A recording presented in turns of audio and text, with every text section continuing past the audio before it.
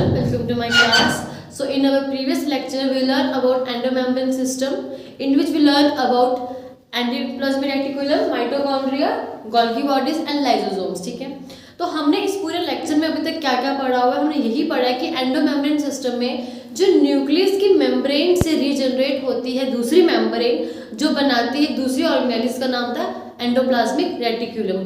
Then वो उसके बाद ही एंडोप्लाज्मिक रेटिकुलम के बाद बनते हैं गोल्जी, और गोल्जी से ही बनते हैं लाइसोम्स एंड वैक्यूल्स। लाइसोम्स तक हमने कंप्लीट कर दिया है, अब हम पढ़ेंगे वैक्यूल्स के बारे में। ठीक है, जो वैक्यूल्स है,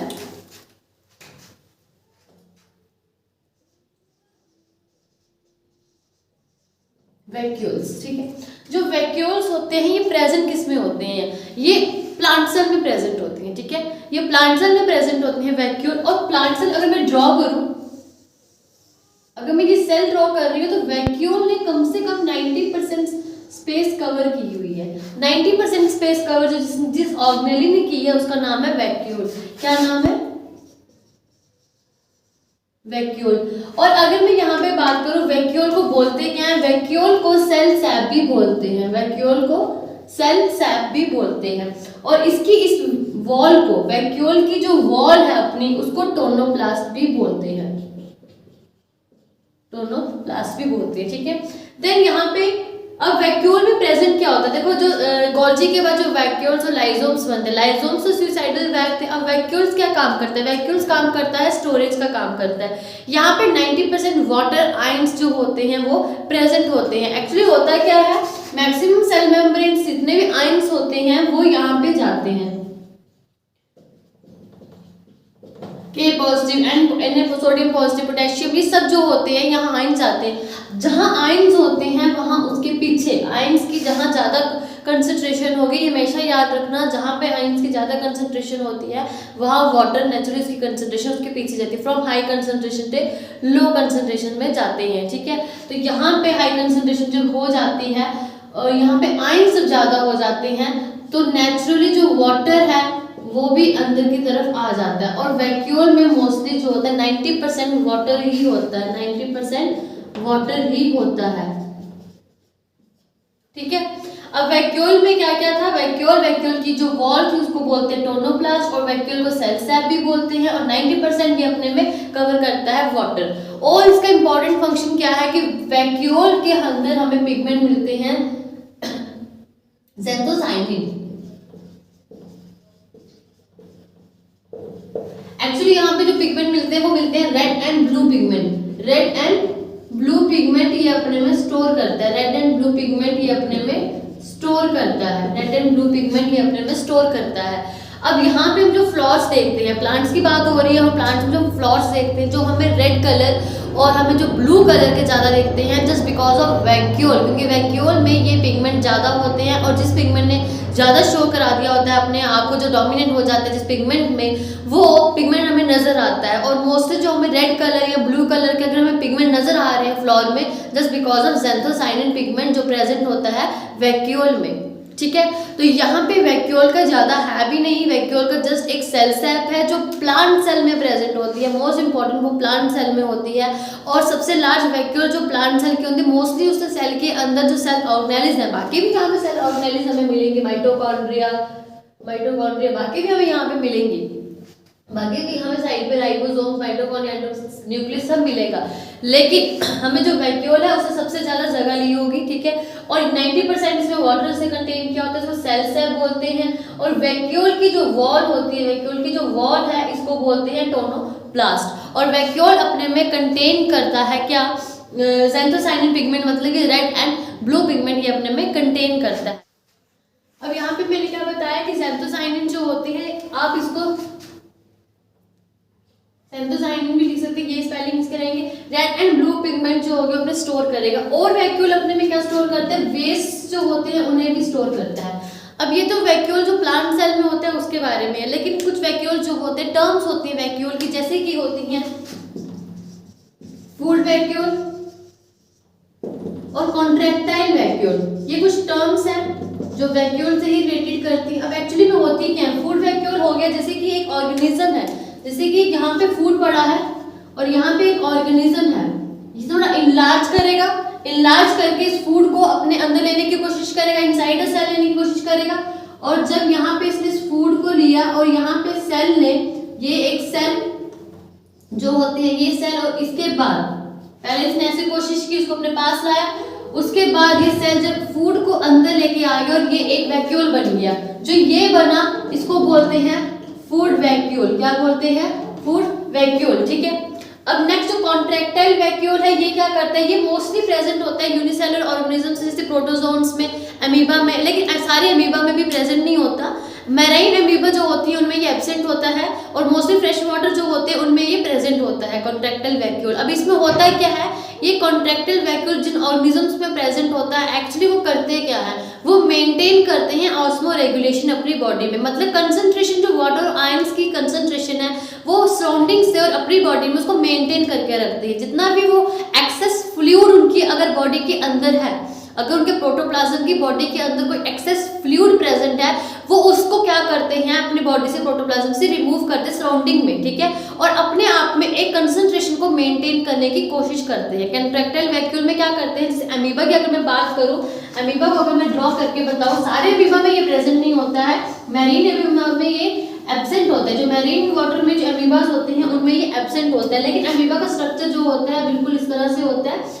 ये कॉन्ट्रैक्टाइल जो अपने जो प्रोटोप्लाज्म से एक्सेस फ्लूइड को जो होता है ये कॉन्ट्रैक्ट करते हैं, मतलब कॉन्ट्रैक्ट मतलब इनलार्ज करना, अपने आप कॉन्ट्रैक्ट करते हैं और एक्सेस फ्लूइड को सराउंडिंग में निकाल देते हैं, ताकि वो अपना ऑस्मो रेगुलेशन जो अपने वाटर और आयंस की कंसंट्रेशन अपनी बॉडी में जो है उसको मेंटेन रख सके।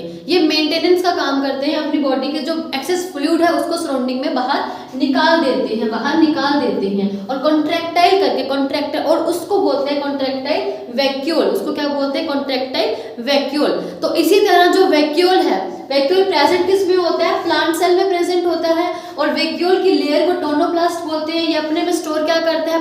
वाटर स्टोर करता है, पिगमेंट स्टोर करता है, red and blue pigment store करता है, वेस्ट स्टोर करता है, जितना भी एक्सेस सेल के अंदर जो वेस्ट है, जैसे कि सेल के अंदर क्या होता है ना, सारे ऑर्गेनेलिज जो होते हैं काम कर रही हैं, सारे लाइसोसोम जो डेड सेल्स पड़ रहे हैं वहां पे, वैक्यूल एक्चुअली में जितना भी वेस्ट जो सराउंडिंग में सेल में होता है उसको क्या करता है, अपने वेस्ट को अपने पास स्टोर का काम करता है, वेस्ट को स्टोर करता है। ये इंपॉर्टेंट फंक्शन है, वेस्ट को स्टोर करना, पिगमेंट्स को स्टोर करना, आयंस को स्टोर करना, वाटर को स्टोर करना, और इसके अंदर को बोलते हैं सेल। ठीक है, तो ये सब वैक्यूल के रिलेटेड था। जितना भी वैक्यूल जो था वो हमारे एंडोमेम्ब्रेन सिस्टम में आता था। एंडोमेम्ब्रेन सिस्टम में क्या क्या चीज आती थी? माइटोकॉन्ड्रिया, एंडोमेम्ब्रेन सिस्टम में आता था endoplasmic reticulum, Golgi body, lysosomes and vacuoles, जो हमने खत्म यहाँ पे कर दिए हैं। अब हम जो पढ़ेंगे नेक्स्ट जो ऑर्गेनेलिज रह गई हैं उसके बारे में, लेकिन सबसे पहले अभी हम खत्म करेंगे प्लास्टिड, क्योंकि प्लास्टिड भी प्लांट सेल में ही मिलती है और एनिमल सेल में नहीं मिलती है, तो वो भी सेल ऑर्गेनेल ही है। तो लेट्स स्टार्ट अबाउट प्लास्टिड्स। और प्लास्टिड्स जो होते हैं वो क्या काम करते हैं, वो क्या है, वो हम वैक्यूल के साथ ही स्टार्ट कर देंगे। देन हम पढ़ेंगे मेन ऑर्गेनेलिज जो बहुत मेन है यहाँ पे, माइटोकॉन्ड्रिया एंड क्लोरोप्लास्ट। माइटोकॉन्ड्रिया तो प्लास्टिड जो क्लोरोप्लास्ट में ही हो जाएगी। नेक्स्ट जो हम पढ़ेंगे फिर उसके बाद पढ़ेंगे हम माइटोकॉन्ड्रिया के बारे में, ठीक है, the power of the cell. और उसके बाद मेन इंपॉर्टेंट जो ऑर्गेनेल हमारी है वो हम पढ़ेंगे न्यूक्लियस, जिसमें हम डीएनए, आरएनए, जेनेटिक मटेरियल के बारे में हम पढ़ेंगे। तो चलो स्टार्ट करते हैं हम किसके बारे में, अभी प्लास्टिड के बारे में। So let's talk about plastids. जो प्लास्टिड्स होते हैं ये प्रेजेंट होते हैं प्लांट सेल में, ठीक है। प्लास्टिड्स भी जो होते हैं डबल मेम्ब्रेन बाउंड ऑर्गेनेल ही होती हैं, ठीक है। प्लास्टिड्स की भी अपनी डबल मेम्ब्रेन बाउंड ऑर्गेनेल ही होती हैं, ये भी इस तरह प्रेजेंट होते हैं। मैंने आपकी स्क्रीन के सामने कुछ नाम लिखे हैं, अर्नस्ट हैकेल एंड A.W. स्किम्पर, ये साइंटिस्ट के नाम है। अर्नस्ट हैकेल ने 1866 में क्या किया था, इस प्लास्टिड्स की टर्म को कॉइन किया था, ठीक है। प्लास्टिड्स की टर्म को कॉइन किया था, कॉइन और टर्म, ठीक है, इसने इस प्लास्टिड्स की टर्म को कॉइन किया था, ठीक है। और A.W. स्किम्पर ने क्या किया था, इसका नाम दिया था प्लास्टिड। देखो मतलब बता तो दिया था कि इन्होंने 1866 में ये होता है, स्किम्पर ने एक्चुअली जो नाम प्लास्टिड दिया था वो स्किम्पर ने दिया था कि प्लास्टिड्स प्रेजेंट होते हैं। अब प्लास्टिड्स होते हैं क्या, नेम दिए, इन्होंने नेमिंग की थी, इसकी इन्होंने नेमिंग की थी, ठीक है, इन्होंने इसकी नेमिंग की थी। अब यहाँ पे प्लास्टिड्स होते क्या है, देखो प्लास्टिड जो होते हैं ना ये 3 तरह के अपने में पिगमेंट्स कंटेन करते हैं। प्लास्टिड जो होते हैं सबसे पहले इसका जो वर्क, जो सबसे पहले इसका काम पता लगा था, सबसे पहले इसका काम हमें पता चला था कि ये manufacturing and storage of food का काम करता है। जो इसका प्राइमरी फंक्शन जो जिस बारे में हमें पता लगा था कि manufacture and storage of food का काम करता है। Manufacture and storage of food का ये काम करता है। लेटर जब इसकी और स्टडी हुई तो पता चला ये अपने में contain different types of pigments भी अपने में कंटेन करता है। जैसे ये फोटोसिंथेसिस का प्रोसेस करने में हेल्प करता है, पिगमेंट्स की हेल्प करता है बनाने में, जो पिगमेंट्स अपने में कंटेन। और जहाँ तक कि ये फूड का जो स्टोरेज था वो तो हमें पता चल ही गया था, लेकिन हर तरह के फूड जो फैट्स, ऑयल्स, प्रोटीन्स, कार्बोहाइड्रेट्स का भी स्टोरेज करने में ये अपने में हेल्प करता है। तो लेटर क्या पता चला कि ये फोटोसिंथेसिस करने में, पिगमेंटेशन जो पिगमेंट्स जो होते हैं प्लांट्स में डिफरेंट उसको स्टोर करने में, और फूड्स जो हमने पढ़ा अभी ऊपर, फूड्स जो होते हैं अलग अलग से प्रोटीन्स, फैट्स, कार्बोहाइड्रेट जो होते हैं उनको स्टोर करने में ये क्या करता है, हेल्प करता है। ठीक है, अब प्लास्टिक्स को जो थे 3 तरह में डिफरेंशिएट कर दिया, प्लास्टिक्स को 3 तरह में डिफरेंशिएट कर दिया। फर्स्ट है क्लोरोप्लास्ट, ठीक है, नेक्स्ट है क्रोमोप्लास्ट, ठीक है, और उसके बाद जो नेक्स्ट है वो है ल्यूकोप्लास्ट। ठीक है, मेन आपको याद रखना है इनके फंक्शंस क्या होते हैं। क्लोरोप्लास्ट अपने में कंटेन करता है, as we all know about chloroplast, जिन्होंने भी बेसिक साइंस जरूर पढ़ी होगी और नहीं भी पढ़ी है, भूल चुके हैं, तो हम तो इसी के लिए हैं। तो क्लोरोप्लास्ट जो होता है ये बहुत इंपॉर्टेंट ऑर्गेनेली है प्लांट सेल में। ठीक है, प्लास्टिड के अपने में कंटेन करता है क्लोरोप्लास्ट, जो अपने में कंटेन करता है पिगमेंट क्लोरोफिल। क्या पिगमेंट? क्लोरोफिल। और ये मेन इंपॉर्टेंट काम है, ये प्रोसेस करता है फोटोसिंथेसिस, मतलब जो खाना खुद बनाता है प्लांट, फोटोसिंथेसिस इसको बोलते हैं in the presence of sunlight. Photo का मतलब है सन, लाइट मतलब सिंथेसिस का मतलब होता है मैन्युफैक्चरिंग करना, किसी चीज को बनाना। तो जो फोटोसिंथेसिस होती है in the presence of sunlight, जो खाना प्रिपेयर किया जाता है, फूड जो खाना प्लांट खुद बनाते हैं अपने लिए, वो just because of chlorophyll pigment जो होता है, क्योंकि ये सनलाइट को ट्रैप करता है। और अपने में क्लोरोप्लास्ट, क्योंकि क्लोरोप्लास्ट के अंदर कुछ ऐसे स्ट्रक्चर प्रेजेंट होते हैं जो सनलाइट को ट्रैप करते हैं और हेल्प करते हैं खाना बनाने में। तो हम क्लोरोप्लास्ट को लिटरली अलग भी पढ़ेंगे, क्योंकि ये एक बहुत इंपॉर्टेंट ऑर्गेनेली है। अब हम थोड़ा क्रोमोप्लास्ट और ल्यूकोप्लास्ट के बारे में पढ़ लेते हैं। ठीक है, पहले क्रोमोप्लास्ट, क्रोमो का मतलब ही क्या होता है, पिगमेंट्स, कलर के बारे में। ठीक है, तो क्रोमोप्लास्ट जो होता है ये अपने में कंटेन करता है येलो एंड ऑरेंज पिगमेंट। कौन कौन से pigment? Yellow and orange pigment, ये अपने में इनको कंटेन करता है। और जो अपने में yellow and orange pigment contain करता है उनको बोलते हैं कैरोटीनॉइड्स। क्या बोलते हैं? उनको बोलते हैं कैरोटीनॉइड्स। हमने कैरोटीनॉइड्स के बारे में पढ़ा था, विटामिन के बारे में। जो गाजर होती है, कैरेट्स जो होती हैं, जो गाजर होती है, उनमें क्या प्रेजेंट होते हैं, कैरोटीनॉइड्स प्रेजेंट होते हैं। और वो ऑब्वियसली प्लांट्स में ही प्रेजेंट है, कैरोटीनॉइड जो है प्लांट्स का ही पार्ट है, गाजर जो है। तो chromoplast just because of yellow and orange pigment जो अपने में कंटेन करते हैं, इसलिए जो हमें दिखती हैं, जो हमें ये टमाटर हमें रेड दिखते हैं, हमें गाजर रेड दिखती हैं, हमें जो ये आती हैं कैप्सिकम्स आती हैं, वो भी डिफरेंट कलर्स की आती है। तो उनमें इन पिगमेंट्स की वजह से ही ये कलर आते हैं। और येलो कलर को जो हम बोलते हैं, जिसमें येलो कलर प्रेजेंट होता है, उनको हम बोलते हैं ज़ैंथोफिल्स। क्या बोलते हैं? ज़ैंथोफिल्स। तो ये चीज आपको याद रखनी है कि क्रोमोप्लास्ट जो है वो अपने में कंटेन करता है पिगमेंट्स, येलो स्टोर करता है, एक्चुअली में स्टोरेज की अगर हम बात करें, स्टोर करता है येलो और ऑरेंज पिगमेंट को। तो जो हमें ये कैरोटीनॉइड्स दिखते हैं, ज़ैंथोफिल्स दिखते हैं, जस्ट बिकॉज ऑफ क्रोमोप्लास्ट। ठीक है, नाउ ल्यूकोप्लास्ट जो काम करता है वो भी काम करता है स्टोरेज का। और पहली बात, ल्यूको का मतलब होता है कलरलेस। ठीक है, ल्यूको का क्या मतलब होता है? कलरलेस। ल्यूको का क्या मतलब होता है? कलरलेस। तो ये अपने में जो स्टोर करता है, फूड को स्टोर करता है, वो कलरलेस फूड स्टोर करता है। लेकिन अपने में क्या क्या फूड स्टोर करता है, अगर हम उसके बारे में पढ़े, ये अपने फूड स्टोर जो करता है, ये फैट्स एंड ऑयल स्टोर करता है। ठीक है, फैट्स एंड ऑयल को स्टोर करता है। ये अपने में प्रोटीन्स को स्टोर करता है। ठीक है, और ये अपने में कार्बोहाइड्रेट जो कार्ब्स होती हैं उनको स्टोर करके रखता है। ठीक है, अब जी जब इन सबको स्टोर कर रहा है तो इनके नाम भी अलग होंगे। ठीक है, इनके नाम भी अलग होंगे। तो फैट्स एंड ऑयल्स के जो नाम होते हैं उनको बोलते हैं, ऑयल को उल्टा कर दो, बस आपको लर्न करने के लिए आसानी हो जाएगी। ठीक है, जो फैट्स एंड ऑयल्स को स्टोर करते हैं, जो फैट्स एंड ऑयल्स को स्टोर करते हैं उनको बोलते हैं एलियोप्लास्ट। क्या बोलते हैं? एलियोप्लास्ट। बस आपको ऑयल को उल्टा कर देना और आपको इससे ये चीज याद रहेगी हमेशा, एलियोप्लास्ट उस स्टोरेज को बोलते हैं जहां पे फैट्स एंड ऑयल स्टोर होते हैं, और ये प्लास्टिड ही है जो अपने में ये सब स्टोर कर रहा है, बस उसके रूम्स के नाम अलग अलग है, नाम अलग अलग है। प्रोटीन्स को स्टोर करने वाले को बोलते हैं, प्रोटीन्स जो स्टोर कर रहे हैं उसको बोलते हैं एल्यूरोप्लास्ट, एल्यूरोप्लास्ट। और जो कार्बोहाइड्रेट जो होते हैं उनको स्टोर करने वाले को बोलते हैं अमाइलोप्लास्ट। क्योंकि अमाइलो इसलिए, जो कार्बोहाइड्रेट जो होती हैं जो एंजाइम रिलीज करते हैं, अमाइलेज एंजाइम जो होते हैं, हमारे खाना जब हम लेते हैं स्टार्च वगैरह जो उनको मतलब उनको हमें डाइजेस्ट करने में जो एंजाइम हेल्प करता है, हमारे ही माउथ में अमाइलेज सलाइवरी अमाइलेज प्रेजेंट होता है जो कार्बोहाइड्रेट स्टार्च को क्या करता है, ब्रेक डाउन करने में हेल्प करता है, हमारी रिएक्शंस बनाता है हमारी बॉडी में, हमारे माउथ में, जिससे हम खाने को इजीली डाइजेस्ट कर सके। तो कार्बोहाइड्रेट्स जो होते हैं उस स्टोरेज को बोलते हैं अमाइलोप्लास्ट।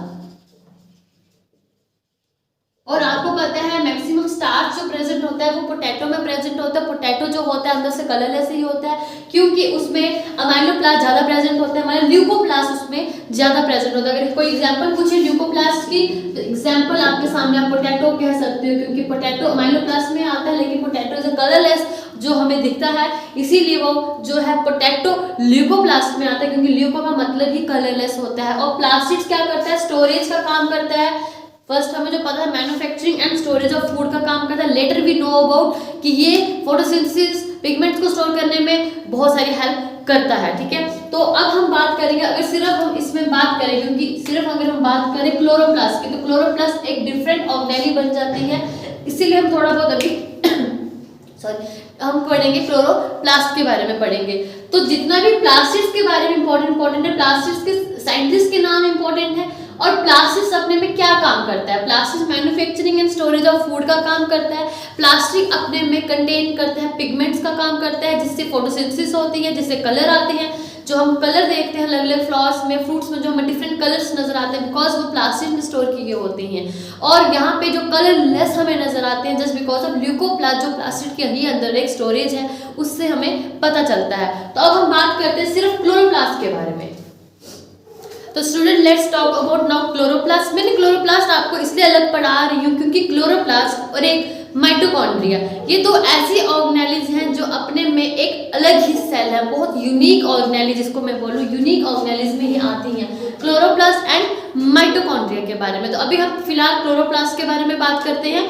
क्लोरोप्लास्ट इसलिए यूनिक ऑर्गेनेली है बिकॉज क्योंकि ये एक टाइम की, अगर मैं आपको स्टोरी बताऊं, एक टाइम की बात थी, ये एक अलग ही सेल में प्रेजेंट होती थी, मतलब एक अलग ही ऑर्गेनेली थी। ये अपने में सारे वो फंक्शन कंटेन करते हैं जो एक सेल अपने में कंटेन करता है। इसको एक यूनिक सेल भी हम कह सकते हैं क्योंकि ये अपने में ही खुद क्या कंटेन करते हैं, खुद ही ये न्यूक्लियस भी कंटेन तो करते ही हैं, साथ ही साथ ये डीएनए भी कंटेन करते हैं अपने में, राइबोसोम्स इनके पास अपने कंटेन होते हैं, इनके पास सब वो चीजें हैं जो एक सेल को प्रेजेंट होती है। तो इसको एंडोसिम्बियोटिक थ्योरी भी बोलते हैं, जो अगर हम पढ़ेंगे इसके बारे में। लेकिन अभी हम क्लोरोप्लास्ट के बारे में अगर मैं बात करूं, क्लोरोप्लास्ट किस तरह से नजर आता है, क्लोरोप्लास्ट करता क्या काम है, क्लोरोप्लास्ट काम करता है किसका, क्लोरोप्लास्ट काम करता है अपना फोटोसिंथेसिस करने का, अपने में क्लोरोफिल पिगमेंट कंटेन करता है ये। अब क्लोरोप्लास्ट के अंदर जो एक कॉइन लाइक स्ट्रक्चर होता है, वो इसकी तरह इस तरह से कॉइन लाइक स्ट्रक्चर होता है, जिसको थाइलाकॉइड बोलते हैं, जिसको क्या बोलते हैं, थाइलाकॉइड बोलते हैं। ये अपने में कंटेन करता है पिगमेंट क्लोरोफिल, जो अपने में क्या कंटेन करता है, ये अपने में कंटेन करता है पिगमेंट क्लोरोफिल। ठीक है, यहाँ पे पिगमेंट कंटेन करते हैं क्लोरोफिल, जहां से सनलाइट को ये ट्रैप करता है और अपना खाना प्रिपेयर करता है। बहुत सारे इसके साथ इस तरह से ये जुड़ते हैं, थाइलाकॉइड्स इस तरह से ये काम करते हैं, और इस पूरे स्ट्रक्चर को बोलते हैं ग्रेना, इस पूरे स्ट्रक्चर को बोलते हैं ग्रेना या ग्रेनम, ग्रेना या ग्रेनम। ठीक है, और यहाँ पे बहुत सारे इस तरह से थाइलाकॉइड्स जब बहुत सारे आपस में जुड़ते हैं और ये क्या बनाते हैं, ग्रेनम बनाते हैं। और इस पूरे स्पेस को, जो क्लोरोप्लास्ट के अंदर की स्पेस है, इसको यहाँ पे बोलते हैं स्ट्रोमा। क्या बोलते हैं, स्ट्रोमा। ठीक है, और ये भी डबल मेम्ब्रेन है, ये भी डबल मेम्ब्रेन बाउंड ऑर्गेनेली है, इसीलिए इसको भी एक अलग सेल बोला जाता है। जैसे सेल है, सेल के बाहर मेम्ब्रेन होती है, वैसे ये भी एक डबल मेम्ब्रेन बाउंड ऑर्गेनेली होती है, ठीक है, ये भी डबल मेम्ब्रेन बाउंड ऑर्गेनेली है। और यहाँ पे ये थायलाकॉइड्स आपस में इस तरह से जुड़ते हैं, लेकिन ये स्ट्रोमा के बीच में जुड़े हैं, इसलिए इनका नाम जो होता है स्ट्रोमा लैमिले, स्ट्रोमा लैमिले बोलते हैं। और आपको यही स्ट्रक्चर याद रखने हैं और अपने में ये प्रेजेंट करता है सर्कुलर डीएनए। क्वेश्चन क्या आता है, देखो कॉम्पिटिटिव हिसाब से क्लोरोप्लास्ट में क्वेश्चन क्या आता है कि वो कौन सी ऑर्गेनेली है जो अपने में डीएनए प्रेजेंट करती है, लेकिन सर्कुलर डीएनए अपने में कंटेन करती है। ये क्वेश्चन आते हैं, या तो आपको ऑप्शन माइटोकॉन्ड्रिया होगा या क्लोरोप्लास्ट, इनमें से जरूर एक होगा या तो दोनों होंगे, तो ये दोनों ही राइट आंसर है। तो ये अपने में क्या कंटेन करता है, सर्कुलर डीएनए अपने में कंटेन करता है, और ये अपने में कंटेन करता है राइबोसोम्स, और अपने में ये कंटेन करता है राइबोसोम्स। लेकिन कौन सा वाला राइबोसोम्स, 70S राइबोसोम ये अपने में कंटेन करता है। अभी 70S राइबोसोम क्या है, जब हम राइबोसोम ऑर्गेनेली को पढ़ेंगे मैं आपको उसमें वहां क्लियर कर दूंगी, ठीक है। याद रखना 70S और 80S राइबोसोम्स के दो सब यूनिट्स होते हैं, ठीक है। तो क्लोरोप्लास्ट और माइटोकॉन्ड्रिया अपने में राइबोसोम कंटेन करते हैं, लेकिन कौन से वाले, 70S वाले कंटेन करते हैं, ठीक है। आपको ये चीज याद है, सेल के अंदर दोनों होते हैं, लेकिन क्लोरोप्लास्ट जब सेल के अंदर एक क्लोरोप्लास्ट है, क्लोरोप्लास्ट के अंदर सेल राइबोसोम है, तो वो 70S होंगे, ठीक है। तो यहाँ पे क्लोरोप्लास्ट के बारे में क्या था, क्लोरोप्लास्ट जो ये स्टोर कर रहा है, जिसके अंदर ये फोटोसिंथेसिस के लिए क्लोरोफिल पिगमेंट को स्टोर कर रहा है, वो है थाइलाकॉइड्स। अब बहुत सारे थाइलाकॉइड्स इस तरह से बिल्डिंग बनाते हैं, उसको बोलते हैं ग्रेनम, और इस पूरी स्पेस को बोलते हैं स्ट्रोमा, और यहाँ पे प्रेजेंट होते हैं सर्कुलर डीएनए, ठीक है। और यहाँ पे इस तरह से प्रेजेंट होते हैं 70S राइबोसोम्स, ठीक है। ये इसमें इंपॉर्टेंट काम है, ये इनका इंपॉर्टेंट फंक्शन है। अब क्लोरोप्लास्ट के बारे में बताया किसने था, इसमें बताया था वॉन मोहल ने। किसने बताया था, वॉन मोहल ने इसके बारे में बताया था। यही आपको इंपॉर्टेंट है, यही कॉम्पिटिटिव व्यू के हिसाब से इंपॉर्टेंट है, या इसमें मेन चीजें होती ही यही है क्या, इसमें स्ट्रोमा प्रेजेंट होते हैं, इसमें स्ट्रोमा लैमिले प्रेजेंट होते हैं, इसमें थाइलाकॉइड्स प्रेजेंट होते हैं, जो कॉइन लाइक स्ट्रक्चर होता है जिसमें पिगमेंट स्टोर होता है, क्लोरोफिल जो फोटोसिंथेसिस के लिए हेल्प करता है। और यहाँ पे इसको दिया था वॉन मोहल ने। और most important circular DNA ribosomes कौन सा, 70S राइबोसोम होता है। और क्लोरोप्लास्ट करता क्या है, ये तो हमें पता है, क्लोरोफिल पिगमेंट अपने में कंटेन करता है, जिसमें क्या होता है, फोटोसिंथेसिस का प्रोसेस, जो खाना खुद बनाता है प्लांट, ठीक है। बाकी इसमें और बहुत ज़्यादा अगर डिटेल में मैं जाऊँ तो वो इतना तो इसमें कॉम्पिटिटिव में नहीं आता, लेकिन हाँ अगर आपको याद रखें, जैसे कि दो रिएक्शंस होती हैं, लाइट रिएक्शन और डार्क रिएक्शन। लाइट रिएक्शन में क्या होता है, जो सनलाइट से आ रही है लाइट रिएक्शन, जिसमें हमें क्या मिलता है, वाटर से हमें ऑक्सीजन मिलती है, ठीक है। और वहाँ पे जो साइकिल चलते हैं, बहुत डिटेल में मैं नहीं जाऊँ क्योंकि बायो में इतनी डिटेल में नहीं, आपको जनरल साइंस है, बिल्कुल जनरल जो ऊपरी बातें हैं आपको वही इंपॉर्टेंट पढ़नी है, ठीक है। लेकिन अगर लाइट रिएक्शन और डार्क रिएक्शन की बात करें तो डार्क रिएक्शन होती है स्ट्रोमा में और लाइट रिएक्शन होती है ग्रेना में। आपको ये चीज याद रखनी है।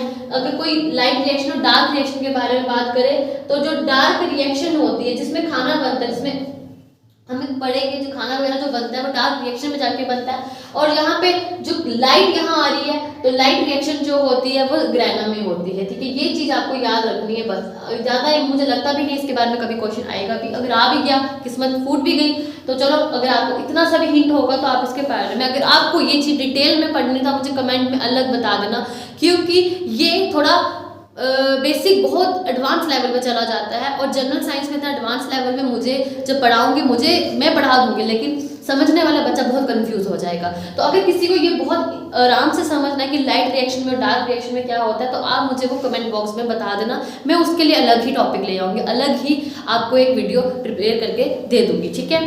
तो क्लोरोप्लास्ट और माइटोकॉन्ड्रिया मैंने इसलिए यूनिक बोला क्योंकि ये दोनों पहले सेल में नहीं होती थी, इनकी भी एक एवोल्यूशन हुई है, इनकी भी पीछे एक स्टोरी है जिसके बारे में मैं आपको बहुत ही अच्छे से समझाऊंगी। स्टोरी क्या है, बहुत ही मज़ा आता है स्टोरी सुनने में, क्योंकि स्टोरी समझ के ही बड़ी जल्दी लर्न हो जाती है चीज़ें, बहुत जल्दी हम ग्रैब कर सकते हैं उन चीज़ों को। तो आज मेरे पास जितना भी टाइम था मैंने आपको जितना बता सकती थी मैंने आपको बताया, और अभी तक हमने क्या खत्म किया है, एंडोमेम्ब्रेन सिस्टम हमने खत्म कर दिया है। और अगर मैं एंडोसिम्बियोटिक थ्योरी की बात करूं तो उसमें मैंने क्लोरोप्लास्ट पढ़ा, और माइटोकॉन्ड्रिया को हम बड़ी जल्दी ही खत्म कर देंगे, और बचा एक न्यूक्लियस जो जिसके बारे में हम पढ़ेंगे, डीएनए, आरएनए, जेनेटिक मटेरियल, जितना भी उसमें हम पढ़ सकते हैं वो सारा का सारा बहुत डिटेल में पढ़ने वाले हैं उसको। तो इन 2 दिनों में हम ये खत्म कर देंगे, ये वाला हम टॉपिक्स खत्म कर देंगे, और बाद में इसके एमसीक्यूज लेके आऊंगी मैं, और एमसीक्यूज मिल जाएंगे, श्योरली मिल जाएंगे। तो क्लोरोप्लास्ट क्या था, वॉन मॉहल ने दिया था, सर्कुलर डीएनए अपने में कंटेन करता है, राइबोसोम्स अपने में 70S वाले कंटेन करता है, और ये स्ट्रोमा लैमेले है। इसलिए ये यूनिक बोला जाता है क्योंकि अगर सेल का अपना डीएनए खत्म भी हो जाए ना, एक बात याद रखना, सेल के अंदर न्यूक्लियस है जो अपने में डीएनए कंटेन कर रहा है, जिसके बाद हम पढ़ेंगे, अगर कल को वो डिस्ट्रॉय भी हो जाए ना तो भी सेल जो होगा डीएनए का फंक्शन कर लेगा, क्योंकि सेल के पास क्लोरोप्लास्ट, प्लांट सेल के पास, ठीक है, ये प्लांट सेल में प्रेजेंट है, ये मोस्ट इंपॉर्टेंट चीज है। एनिमल सेल में हमारे बॉडी में नहीं होता है, ये प्लांट सेल में होता है। तो प्लांट सेल में और एनिमल बॉडी में माइटोकॉन्ड्रिया प्रेजेंट होते हैं जो अपने में कंटेन करते हैं खुद का डीएनए। तो डीएनए का फंक्शन कहीं ना कहीं वहां से चल जाता है। इसलिए ये क्वेश्चन आता है कि if we remove out DNA from the cell, तो क्या जो न्यूक्लिक प्रॉपर्टीज हैं, जो डीएनए की प्रॉपर्टीज है, ये कर देगा? तो आंसर होता है हाँ, वो कर देगा, बिकॉज माइटोकॉन्ड्रिया में डीएनए होता है। और ये तो ठीक है, आज की बार हम पढ़ेंगे क्लोरोप्लास्ट, खत्म हो गया, कल हम पढ़ेंगे माइटोकॉन्ड्रिया के बारे में, और हम इसको खत्म करके अच्छी सी मैं स्टोरी सुनाऊंगी आपको, जो माइटोकॉन्ड्रिया क्लोरोप्लास्ट से कैसे रिलेट करती, कैसे ये प्रोकैरियोट से यूकैरियोटिक सेल बन गए, कैसे ये हो गया, ये मैं आपको कल इसके बारे में अच्छा लेक्चर प्रिपेयर करूंगी, और कल ही हम डीएनए आरएनए के बारे में भी पढ़ लेंगे। Thank you very much, keep supporting and keep sharing.